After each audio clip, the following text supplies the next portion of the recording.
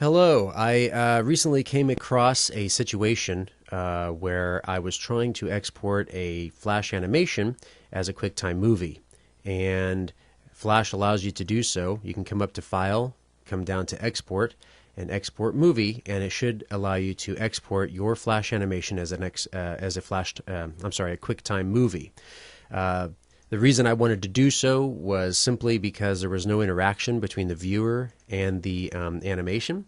And secondly, I wanted this to be viewable on an iPad or something similar to that, in which case they don't accept Flash. You can't watch Flash documents on those. So when I exported it as a QuickTime movie, there happens to be this little problem that happens that apparently is very common. And if you back this up, oops, this is the wrong one, I believe. Yeah, I don't want that one. If I open up this file, you'll see that as you play it, you get this thing called ghosting. And essentially what's going on in a nutshell is that the prior frames of the animation are leaving a residual effect on the current frame. And so as this thing goes on and on and on, you'll get all these lines bunching up more and more and more. And this is apparently a very common problem when you're exporting a QuickTime movie from Adobe Flash. However, there is a workaround, and it took me quite a while. It took me several hours. Me and a good friend spent a long time trying to figure out how to make this work because there weren't a lot of resources out there explaining a step-by-step process per se. So hence the reason I decided to go ahead and make this make this tutorial for anybody else out there that may be coming across this particular situation. Essentially what you've got to do is export your Flash document and import it into After Effects. And you can also apparently do this with Premiere, but I chose to use After Effects. I think I enjoy After Effects a little bit more than I do Premiere, and I didn't know either one when I first started doing this. That added a lot of time to my research, just trying to figure out how to even use After Effects or Premiere. But you can use either one. Apparently, but I'm going to show you how I did it using After Effects. So without further ado, let's cut into this. First, what you want to ultimately do is you want to publish your animation as a SWF file. The audio is going to be contained in that SWF file, but when you import that into After Effects or Premiere, it doesn't retain that. So what you have to do is export the SWF file for the video purposes of the animation, and you have to export the audio separately from your document and then bring them back both into After Effects or Premiere, and then export the QuickTime movie that way. So in my case, I'm going to show you how I did it. I came over here to File, and I went ahead and published this SWF file first, and that'll give me my video portion. Then I came back here to the file, and I exported the audio only. And this is how you do that. You export it as a QuickTime movie, and I'm going to go ahead and say Save. And down here in QuickTime Settings, being that the video is useless anyways, if you click the video and have that check mark, that basically is saying it's going to export the movie settings with video and sound. Well, in this case, we don't want video, so we're going to uncheck that because the video is useless. It's leaving a ghosting effect. Excuse me, but we do like the sound. So we're going to leave that one check marked and say OK. Now I already did all of this ahead of time, and I'm not going to waste your time by watching me render all of that.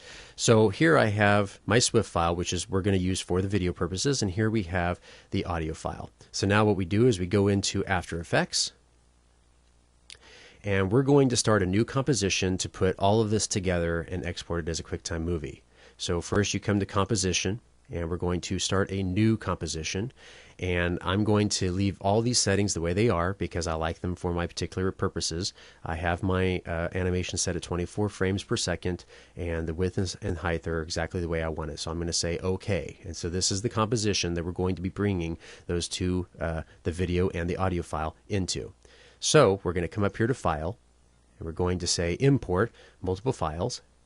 And I'm going to go ahead and bring this in. It always brings this up. I don't really know why. As I said, I'm still new to After Effects, but I'm going to bring in the Flash SWF file, and I want to bring in the audio file. And that will be it for me. I'm going to click Done.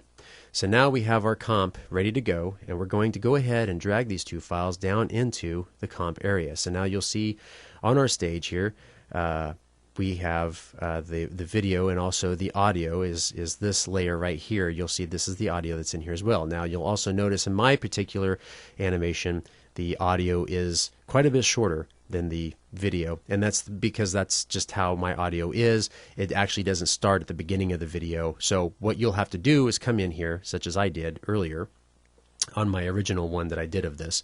I came in here and I lined the audio up to match the lip syncing to my video, because it automatically just drops everybody in at the beginning. And so what I had to do is come in here and basically line it up correctly. So the lip syncing and the audio matched up with the video.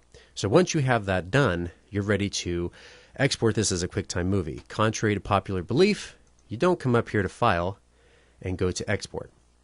That's what I tried doing several times and it did not work. What you actually want to do is render this composition as a QuickTime movie. So you come over here to the render queue, and I imagine if it's not already up, it's probably up in here somewhere, and if not, then I guess I'm a liar. It must already bring this up for you ahead of time. But you want to come into your render queue, and being that we've already put together the comp the way we want it, and I moved my audio around the way that I want it, when I come to the render queue, what you want to do is say, well, I want to go ahead and render this comp that contains both my two files here.